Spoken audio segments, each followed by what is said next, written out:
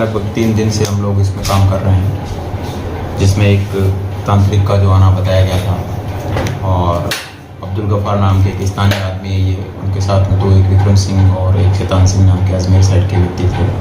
उन तीनों की डेथ हो गई थी। उसके बाद में इस केस में 2 प्रकार की चीज़ें हैं। एक, पहले वहाँ से टीम आती है जो रुपया डबल ट्रिपल करने की चांसा देते हैं, फिर उन्हीं के साथ मारपीट हो जाती है, उनमें से 2 व्यक्ति मर जाते हैं।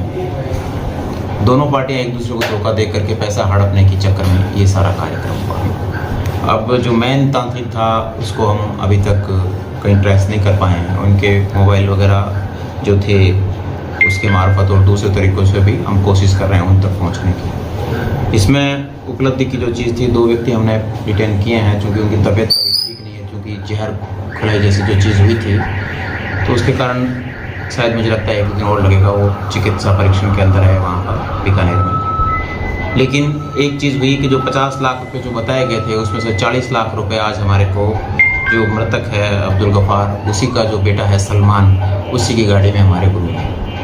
तो इसका मतलब ये है कि जब घटना घटी तो ये रुपए उस दिन उन्होंने ही अपने कब्जे कर लिए थे और अपने ही पास रख लिए थे, जो कि यहाँ कहीं आसपास 5-6 किलोमीटर दूर रख पाए गए।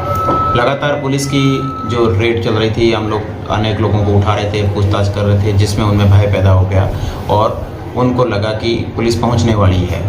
और इसी दौरान हमारे पास भी सूचना पहुंच गई कि इनकी अगर तलाशी ली जाए तो ढंग से आपको पैसे मिल सकते हैं। पुलिस ने, चूँकि लोकल स्टाफ हमारे जो CI साहब वगैरह सुरेंद्र जी हैं, इन लोगों ने पूरे मुस्तैदी से इस पर काम किया और उसमें आज 40 लाख रुपये हम लोग रिकवर करने में सक्सेस हुए। 10 लाख रुपये अभी भी मिसिंग है। मेन जो तांत्रिक है उसके कोई 2 मोबाइल बताए गए हैं, वो अभी भी हमारे को मिले नहीं है, जो हम प्रयास कर रहे हैं। तो शायद अगले 1-2 दिनों में शायद हमारे को हो जाएंगे।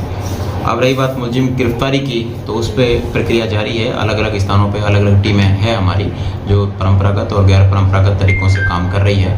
देखते हैं जल्दी ही शायद हमारे को सफलता मिले। अब तक नहीं है, अभी तक उनको अस्पताल में है, वो डिटेन है, क्योंकि उनकी तबीयत ठीक नहीं है। जैसे ही वहाँ से हॉस्पिटल से वो फ्री होते हैं उसके बाद में उनकी अरेस्ट डाली जाएगी।